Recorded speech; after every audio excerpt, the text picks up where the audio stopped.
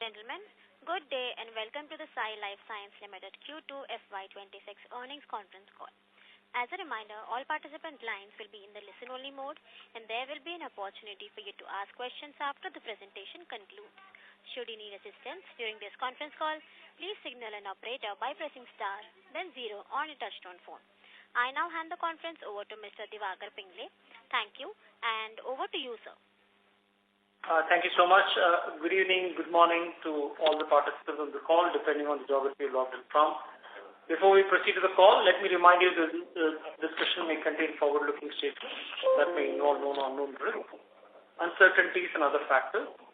It must be viewed in conjunction with business risks that could cause future result performance or achievements to differ significantly from what is expressed or implied by such forward-looking statements. Please note that we've mailed the results and the same are available on our company's website. In case you don't have it, please write to us and we'll be happy to send the same over to you. To take us through the results and answer your questions today, we have the top management of Sai Life Sciences Limited, represented by Mr. Krishna Kanumuri, Managing Director and Chief Executive Officer, and Mr. Siva Chittur, Whole-Time Director and Chief Financial Officer. We will start the call with prepared remarks on the quarter gone past and then conduct the Q&A session. With that said, I'll hand over the call to Krishna. Over to you, Krishna. Thank you. Good evening, everyone. Thank you for joining us today. I am pleased to share that Sai Life Sciences has delivered another strong quarter, continuing the positive momentum across our discovery, development, and manufacturing businesses. This performance reflects the trust of our global innovator clients, the strength of our scientific teams, and our focus on consistent execution. At Sai, we have been on a journey to evolve into a truly integrated, innovator-led global CRDMO. Our goal is to be not just a reliable execution partner, but a strategic collaborator for our clients, one that can enable faster, safer, and more sustainable development of new medicines. Our growth strategy continues to rest on 3-4 pillars: scientific depth, technological differentiation, and global scale. The macro environment. The overriding macroeconomic themes in recent times that we have consumed our mind space in the industry have been China plus one and slowdown in biotech funding. I want to address both of these directly. Our experience based on multiple conversations that we've been having with pharma innovators is that the companies are definitely seeking to rebalance their global supply chain.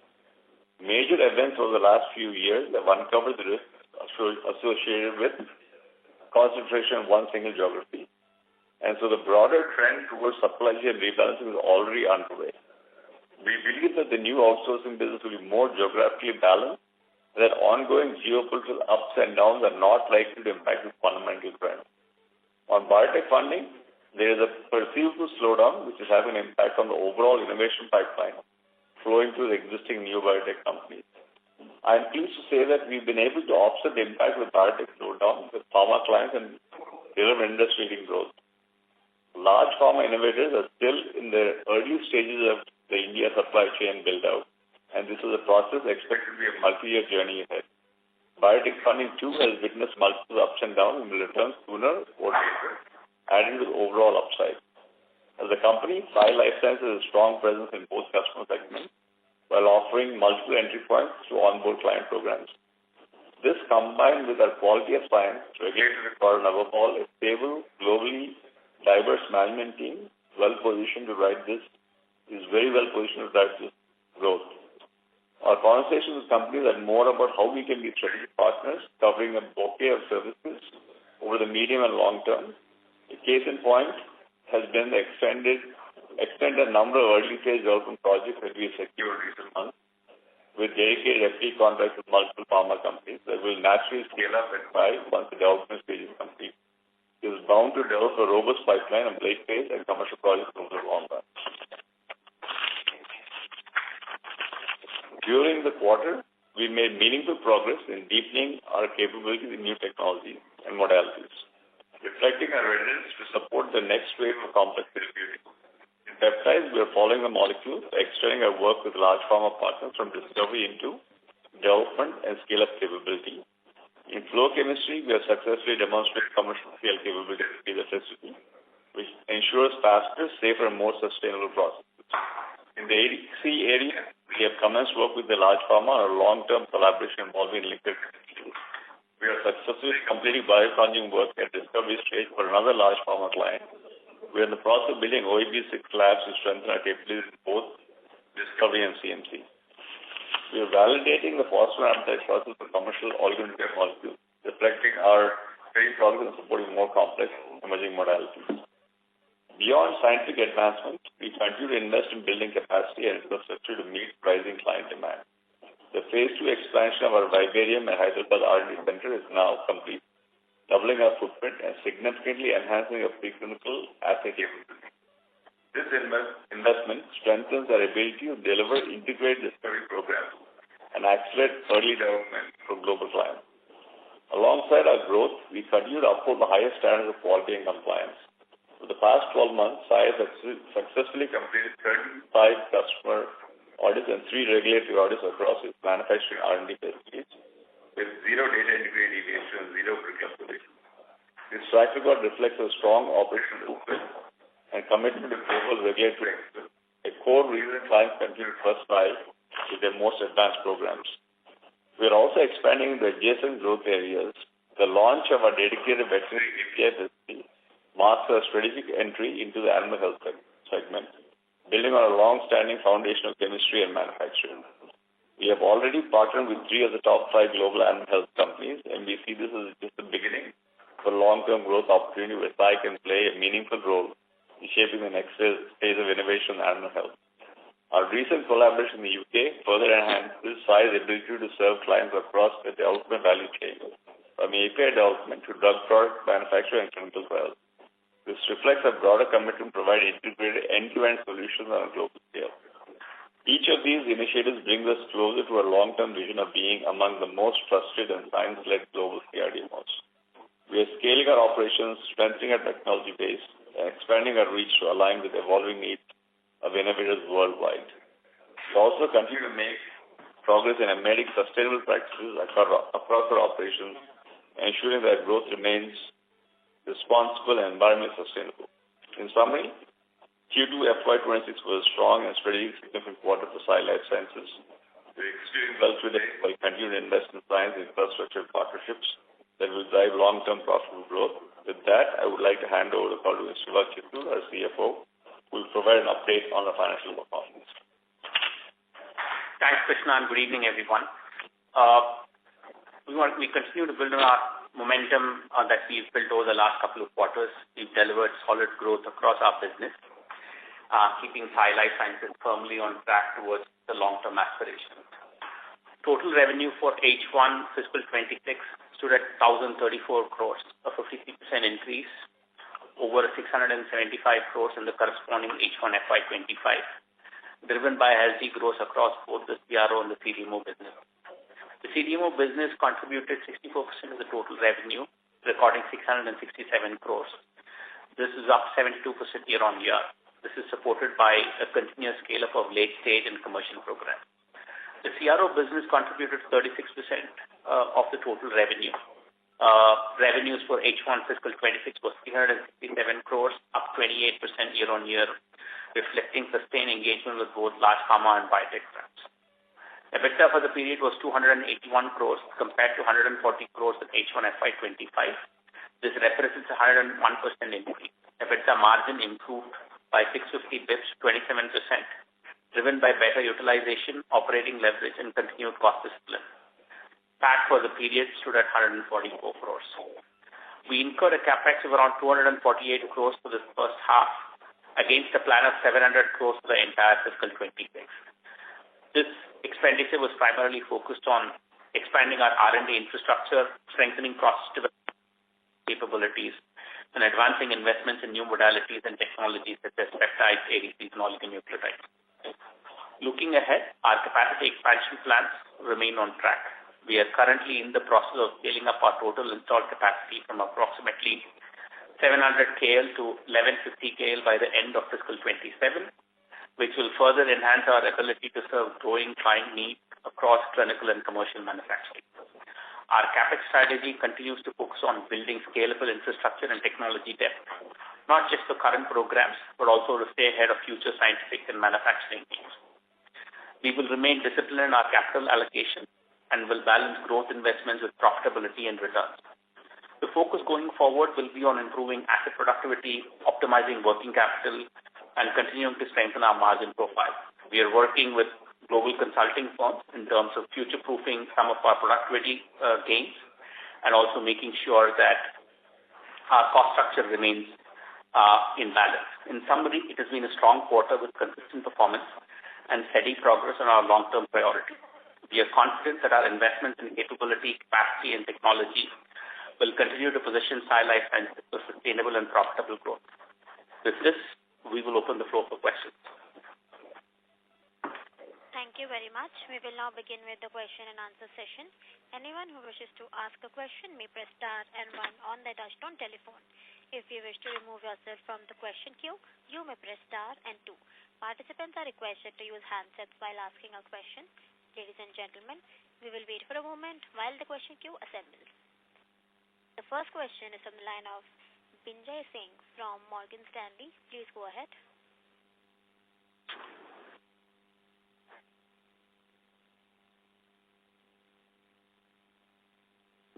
Binay, you're on the line. Are you there? Hi team, thanks for the opportunity.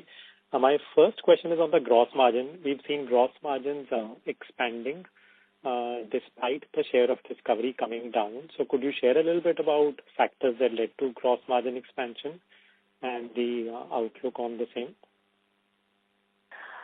See, I think there is an increase in gross margin on account of operational efficiency that we've gained on certain commercial products between the period. That's the reason for the expansion in the gross margin.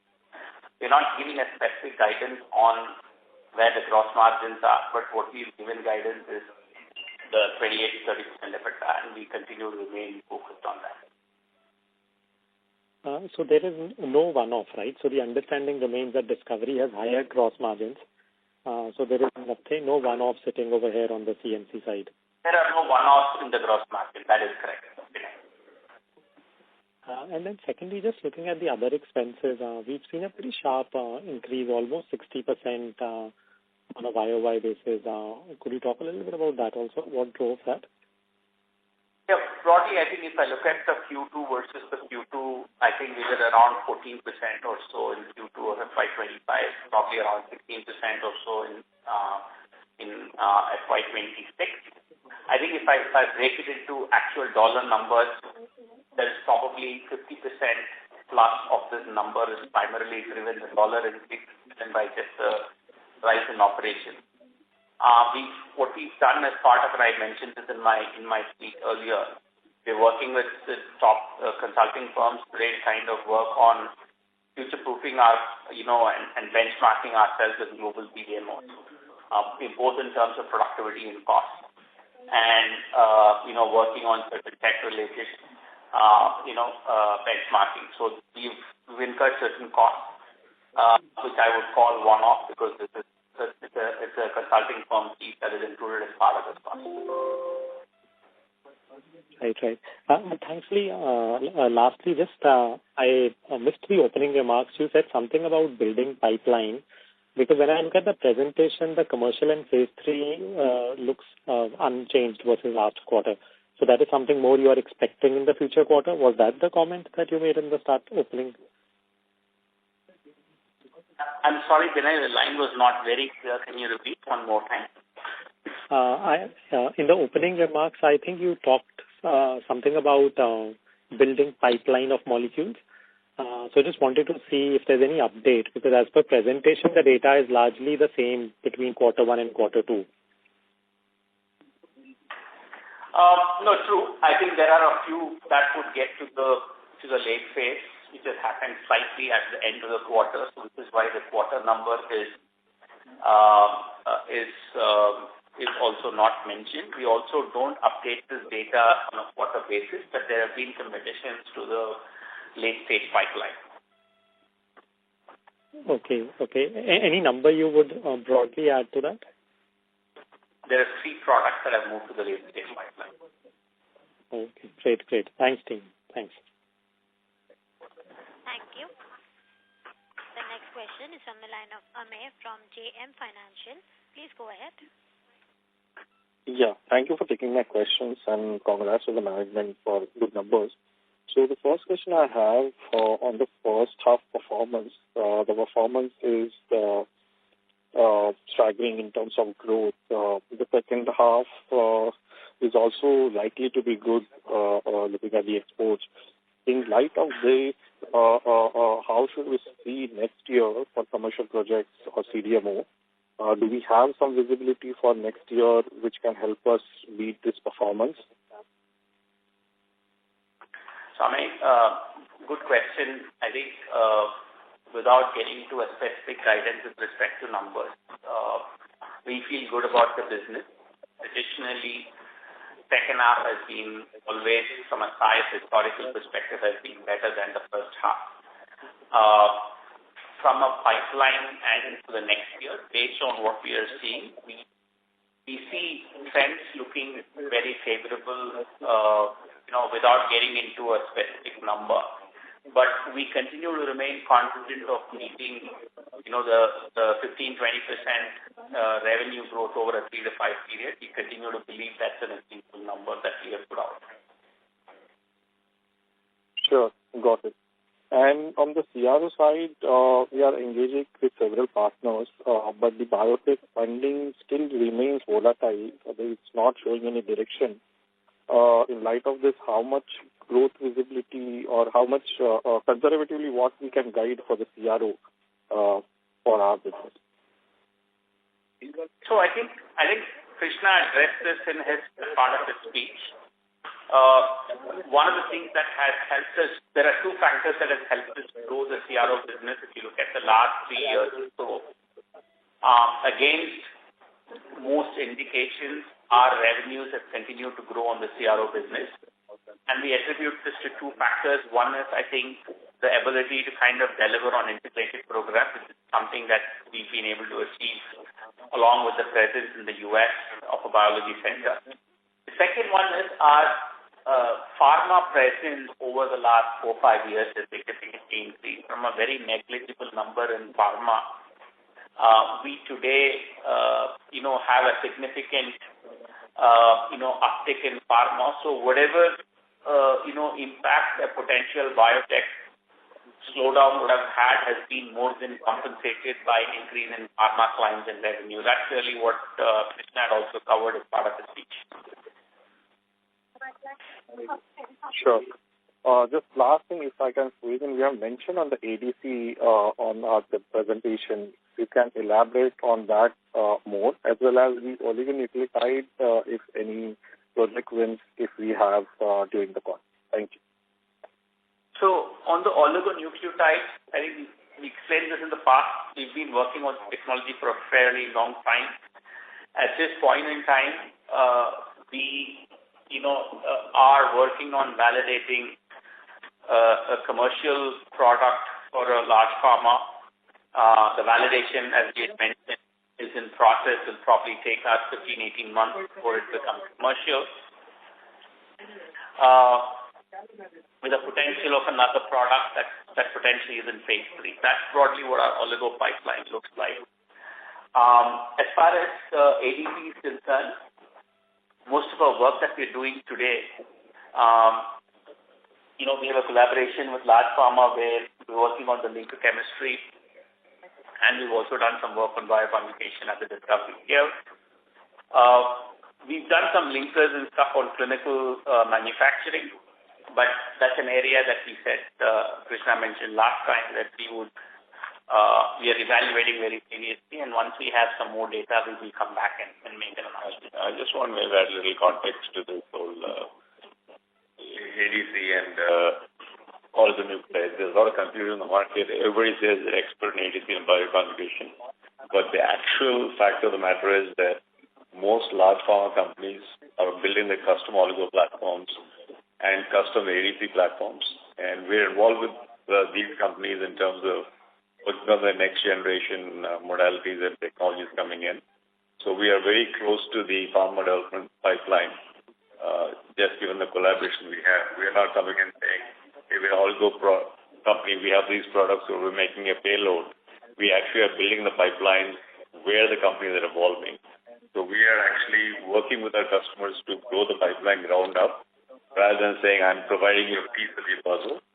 Our whole strategy is to be a much bigger piece of the overall pie for our customers than just being a product service provider where a lot of other companies are focusing at this point. So does it mean that we are building a portfolio for linkers, etc., where we can provide services to that platform to these innovators? We are working with customers on what their proprietary linkers are, and most companies are building their proprietary linkers. So we are involved in what is going to their clinic in the next generation linker and what we see today. So we're involved in working with proprietary linkers. We will not have a product by ourselves. As a rule, Sai will never have a standalone product by itself. We will only work with the customers on their custom projects. That's our specific strategy, how we operate. We're not a product company, we're a services and strategic partner. Sure. Thank you so much. I will join back. Thank you. A reminder to all participants, you may press star and 1 to ask a question. The next question is from the line of Sajjal Kapoor from Anti-Fragile Thinking. Please go ahead. Yeah, hi. Thanks for the opportunity and congratulations for sustaining a very strong execution in an uncertain environment. I have two questions. One, how does the organization maintain empathy and ethical behavior under high performance pressure, especially in process R&D and scale-up engineering? That is the fundamental of the company. Our company is based on a foundation of trust and customers. So that's the ethical values we've built for the last 40 years. Our basic premise of the company is that when you do the foundation and basics right, yes, then you are a successful company, and that's what customers value in us. And we take a lot of pride in terms of our integrity as a company, and that is non-negotiable for us. That's probably the most amount of time we spend with our employees on, right? And that's the training that somebody receives when they join. And you have to understand that our relationships are 10, 15 years old, and people don't come build this relationship unless there's implicit trust of every interaction they have with us, be it somebody in the plant, somebody in the lab, or senior management. That is the reason why we have these strong relations with our customers at this point. Thank you. That's very reassuring. And second question is, how does management determine the optimal degree of spare capacity that balances, near-term utilization efficiency with kind of long-term flexibility for capturing large and potentially high-value opportunities? So generally, a 60-65%, 50% is considered reasonably full if you're working on a CDMO environment and you're talking about the next plant. In a brownfield setup, probably a little earlier if it's a greenfield setup. That's the general trend and a benchmark that most companies tend to follow. That does not sacrifice operational efficiency while taking care and making sure that you're not losing budget. That's the broad thought process. I think there's a different way of looking at it. There's one approach saying, I'm going to build this large capacity, and guess what? Suddenly there's a immediate need for large capacity product. I'm set for that. We don't build for that once in a lifetime opportunity. We build more for a question of that higher certainty of filling the pipeline rather than the blockbuster come in. Yes, sometimes it feels bad when you lose a blockbuster, but for us, continuous supply and the progression of pipeline is more important than building the capacity for the few blockbusters that might happen. So you have to pick where you fit in that market, so to speak. So we're positioned differently than other companies you're talking to in this space. Wonderful. Can I ask one more question if I've got time? Sure. Yes, thank you. So the number of AI-discovered molecules entering early human trials, i.e. phase 1, is increasing quite significantly. So upwards of 60% growth annually basis some reports, and that's all AI-discovered kind of. This phase 1 success rate is materially higher, 80 to 90% compared to the historical averages of anywhere from 60 to 40 to 65% for phase 1 for traditionally, manually discovered drugs.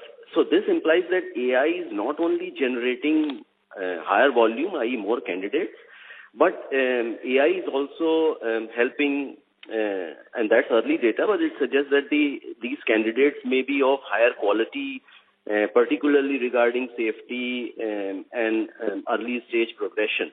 So AI is not just increasing the volume of molecules entering phase 1, but it also ensuring that the better quality, fitter molecules enter phase 1. So the key question is, does this not suggest that there is or there will be at some point a critical juncture where the need for clinical development capacity, including the physical infrastructure and technical staff, will probably outpace the available and upcoming capacity? Can that scenario emerge, maybe not immediately, but 2 to 3 years out, because AI will get better? Unfortunately, I think at this point we're way too early to make the determination. If you go back and research the data on the AI molecules, majority of them have failed miserably in clinic. All the AI companies have actually stock price have dropped significantly. We see AI as a tool which is similar to what you have in terms of computational chemistry, in terms of high throughput expectation, etc. AI probably will enhance the quality of molecules coming in. I don't think that fundamentally changes the volume of pipeline in the immediate future.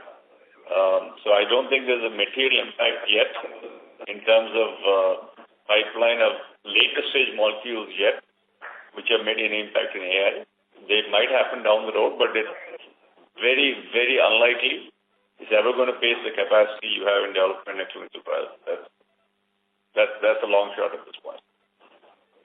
Sure. Thank you, Krishna. All the very best. Thank you. Thank you. The next question is from the line of Madhav from FIL. Please go ahead. Hi, good evening. Thank you so much for your time once again. On the pipeline, just wanted to understand that over, the next, say, 18 to 24 months, how many of our sort of phase 3 projects have a clinical readout lined up? If you could give some color there, that will be helpful. Madhav, don't have that data because, a lot of things change in that, so we don't track that data as much. But there are at least a couple of them that are expected to kind of show up, but I don't have an exact data that I can share with you right now. Okay, understood. And any visibility into our capex for FY27? Like this year, obviously, we are investing a lot, almost 700 crores. Is there any build-up into next year as well? Thank you. We will come back and provide that guidance. We're working through a few things at this time, but we will come back and provide that guidance. Got it. All right. And just one more question on the other expenses bit. I think you had clarified to a previous question that, the number went up a fair bit year over year, almost 60%. You said there were some consulting fees which was included as part of this. Could you clarify how much of that is that kind of fees sitting in the P&L? So, the way that number is, in closer on double-digit crores is where that number is. Just in one quarter, is it? Yes. Okay, it's a substantial number then. It's a meaningful number for us. Okay. It is a meaningful number, and it was part of the plan. This was part of some. And how long do these projects typically last? Like you said, it might be more of a one-off type of cost, obviously, but is it like a 1-year project or 6 months? Any visibility there? Well, just to give you a perspective, I think the rate of change which we are going through in terms of setting the company for growth is going to challenge. We will have probably some of the more senior consultants available for a much shorter duration, but we might use some smaller level consulting firms to kind of offset our resource constraints because we don't have them internally. The number won't be the same magnitude, but it's not going to say that we will not use some consulting firms to help execute some of the projects because of bandwidth our teams have internally. But it's not that we have another huge program planned right now. This is a 3-4 month project. we're in the middle of. But once the strategy is set, we probably will use them more sporadically when needed at that point. But it is a substantial undertaking. We're really trying to pivot the company more towards the best companies in the world globally and how they operate best practices. So the value of this will be very significant for us, which will definitely intend is for that to show up in the bottom line on a year-to-year basis. But so the consulting firm, could you give some clarity? Would I request you to rejoin the queue for follow-up as there are many more participants left in the queue? Thank you. The next question is from the line of Sanjay Kumar from iThought Financial. Please go ahead. Hi, sir. Thanks for the opportunity. First question on peptides. Just want to understand our capabilities. The discovery work that we're doing, is it for GLP-1 metabolism related or for peptide drug conjugates? Because in one interview, Manish had spoken about peptide conjugates. Look, I think peptides we're doing across modalities. I think GLP-1 is only part of the peptide equation. Peptide as a modality has come up in a big way across disease areas. So we're very actively engaged with a lot of companies in peptides in the clinical side, but we're also discussing peptides with other companies which are maybe in GLP-1, maybe not in GLP-1 space. But the peptide space is expanding rapidly. The technology is actually changing. I think whatever you're seeing first generation of peptide technology is not what it's going to be. So I think we are basically involved in. Look, I think there's nobody in the world not involved in GLP-1 in some form or fashion, we don't know who's going to win. GLP-1 have lose in that, but we are using peptide as a much broader modality set, of which conjugation is a piece, but not all of it. There's several modalities with pure peptides, which are non-GLP-1. To give you an idea. To be very honest, right, the three big blockbusters, the three big blockbuster peptides coming out, if you have to look at data today, you have Merck PCSK9 coming out with a peptide, you have IL-23 from J&J coming with a peptide, these are not all GLP-1. So peptides are coming back in a big way across modalities. So you have to take a very different lens to this than what you normally have taken so far. Got it. So would you then look at it molecule by molecule, or would you want to go as a platform play? So can you talk about what peptide length can we handle today? Are you using hybrid or continuous peptide synthesis?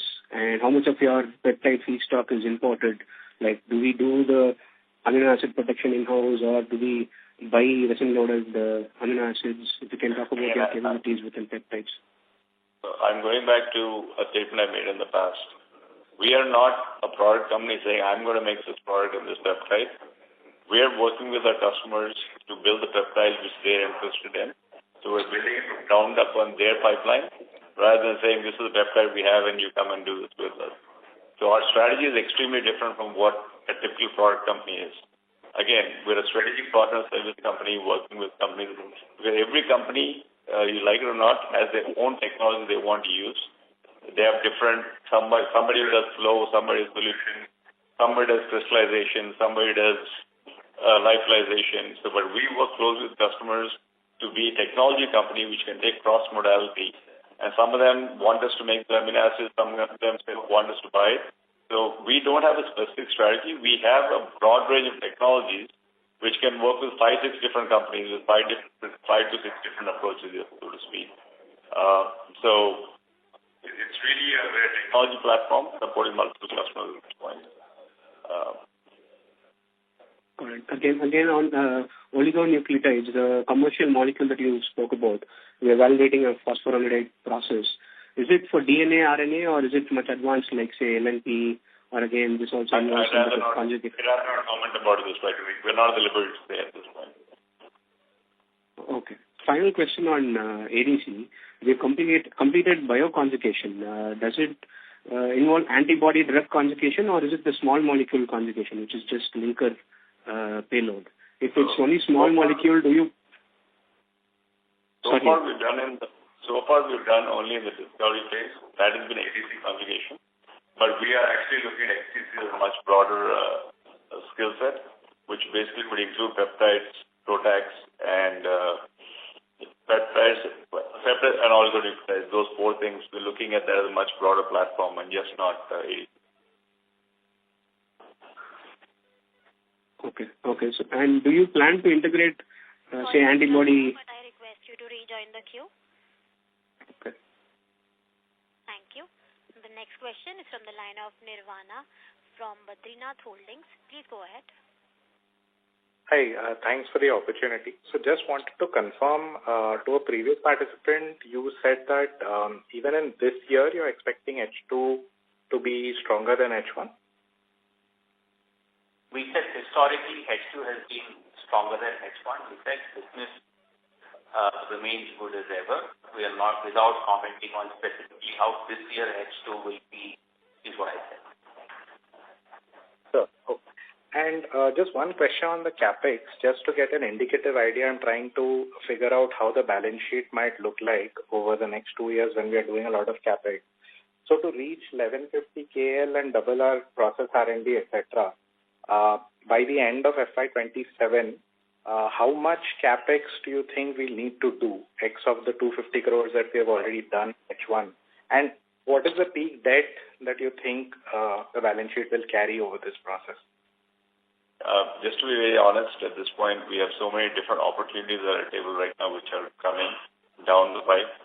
Our capex plan is really evolving significantly because we are evaluating several opportunities with several of our customers. So we're not getting numbers. It might look very different in 2 months from now from where we are today, but we have several different opportunities to evaluate that might change our capex plans, both in terms of type of capex as well as scale of capex. So we don't want to make any comment on that at this point. Okay.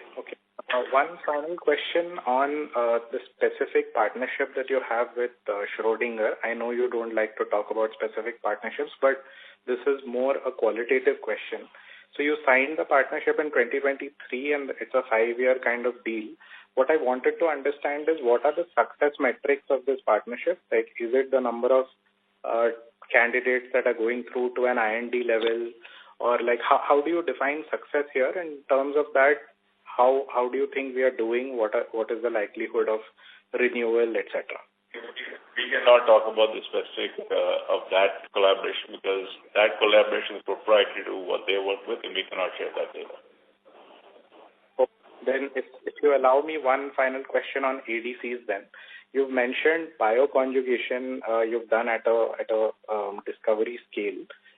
Is this the bioconjugation with the monoclonal antibody? Correct. My understanding is that bioconjugation typically happens at the site where the mAb is manufactured and the linker payload goes there and then the conjugation happens at that site. Given that we are not a biologic company, is this a modality that we can hope to scale up in a large fashion in the future, given that we won't be manufacturing the mAb? So look, at this point, we can't comment on where the market is moving. The preferred option always is to do the bioconjugation where you're doing the final fill finish. But the fact of the matter is, right now there are not that many sites globally where this happens. Wuxi with all the capacity, 90% of the capacity there is there. Most of the companies right now are doing different sites. Some of them are doing, some are large pharma are building internal capabilities to do it down the road. So at this point, there's so many bits and pieces going on in this area. We don't know exactly how this will evolve down the road. It could be companies might put biogas in-house. India could be a backup site. Or so it's all I will say is that right now anybody today tells you that I have a strategy for ADP, I have a defined strategy for peptide, I have a defined oligonucleotide. You can park it because it's changing so quickly, because the technology is shifting quickly. We have to be nimble enough to follow the customer. Right now, except for the existing peptide molecules which have launched, rest of them all pretty much, ADCs are all in terms of new ways of working. The first generation have passed. the next generation are very different from the previous generation. So I think the jury is very well out in terms of who's going to succeed in this space. People are taking different approaches, but I don't think there's any one person right now or any one company which has all the answers and the perfect solution for it. So I think it's too hard to make a prediction at this point of who's going to win this race, to be honest. I'd love to come and tell you there's a magic answer, but there is none at this point because our customers themselves don't know what the answer is. Okay, sure. Thanks a lot. And the next question is from the line of Dhaval Kut from Jefferies. Please go ahead. Hi, sir. Thanks for taking my question. There is some product concentration building up for Sai in CDMO business, and several companies quite often go through a sudden inventory correction in large product. So what kind of conversations do we have with our customers, or what kind of arrangements do we have? Is it a MSA, or is there some visibility that, there won't be any sudden fall off of these top products, or some kind of arrangement that reduces such kind of risk for us? That's my first question. Second is on capacity. On the expanded capacity, I think by 2026 we plan about 1150 KL. So do we expect all of the expanded capacity to be ready with reactors, or some part of it will be a civil structure and addition of reactors will be based on order visibility? So I think as far as product concentration, we've been very clear that we've diversified our supply chain significantly, that we don't have any, based on the pipeline we have and everything, there's nothing which keeps us up at night saying there's one product which goes away and we're not going to. At this point, not to worry about that, please. The only way there's nothing you can ever put in a contract saying, I'm going to get guaranteed this volume, because we have to understand that our customers are working on a forecast, and their forecast can be missing all the time. So I think that's something you cannot completely eliminate. You only can minimize it by increasing the number of products in the portfolio. And 1 year you might have one product goes out, another product will come in. So I think you just have to go case by case on those aspects. And we are doing it by working with 18 of the top 20 companies and having a broad pipeline, having discovery, having development, having commercial. So we're not depending on any one. We're not a product-heavy company if you think about it, right? So we are 3 service lines, and so we really diversified the risk across the board from that aspect. So I think we feel you can never say that no product is going to go away, nothing can put in writing saying that it's going to be dedicated. This is just the reality of the business, to be honest, in terms of inventory management and forecasting. So, just to add on the product concentration, we'll release these numbers probably at the end of the year, but based on what we see, we will significantly deviated or changed in terms of product concentration from what we gave you in the last year. So we broadly remain within that same range. So I don't see the data. I am assuming you're looking at dispatch data from external sources. And as we've mentioned multiple times to you guys, that is really not true and matches revenue and period based revenue. So we don't see a product concentration yours.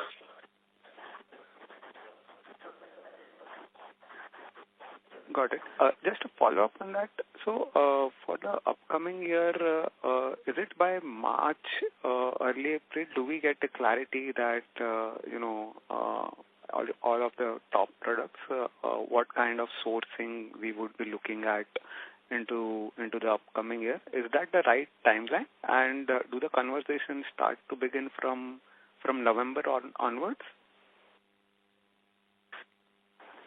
I wish I had the magic answer for that. Typically, I think you will generally have from November onwards. Typically, end of the day, they might say this indication, you might not get a PO for it. They might give you ranges for it, what they're looking at.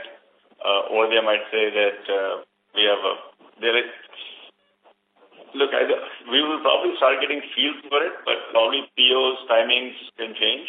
But it's very hard for us to say in November this is our pipeline or March this is our pipeline.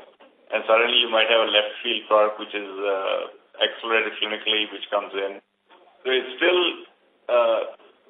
in fact, the best thing for you is to ask a pharma guy if he can give you a pipeline, he'll answer will be no way.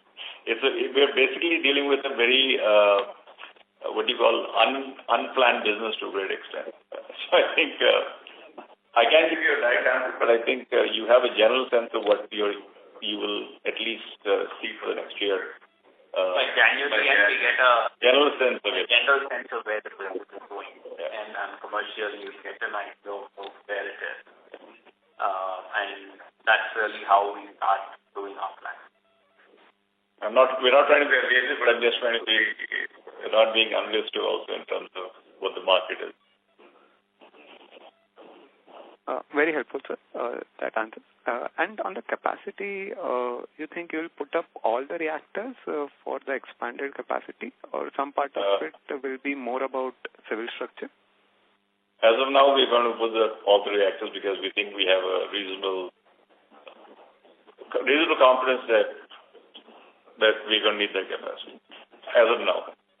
We will keep evaluating this, as I told you, right? Do this every quarter. So we will continue to evaluate it till we take an order to understand. This is the process that we continuously do. Okay. Thank you. Thank you. The next question is from the line of Ankush Mahajan from Sanctum Wealth. Please go ahead. Sir, thanks for the opportunity. Most of the innovators companies are investing in the US. So, any impact on our business related to it? Explicitly, the answer is no, because I've talked to almost all the customers. They only want to do the final two stages in the US and formulation. They said advanced intermediates, RSMs, no impact. At least multiple customers told us that should not change our trajectory. If there's some APIs we're making, you might be supplying to other countries, but generally US will buy the advanced intermediates. Instead of supplying intermediates to the European side, we will supply to the US side. So I don't see any material impact of that strategy. Thank you, sir. Thank you. The next question is from the line of Amit from Clearview Capital. Please go ahead. Yeah. Sorry, thanks. My question has already been asked and answered. Thank you so much. Thank you. As there are no further questions from the participants, I now hand the conference over to the management for closing comments. Thank you all for the questions. I think we are learning as part of this process, and we continue to remain confident on the business, and as we said, we be prudent in terms of how we manage this. Thanks once again for all the participants in the call. Yeah. Thank you, everyone. Really appreciate you taking the time to ask questions, and definitely we're learning from every call as well, and we'll do the best we can to keep performing.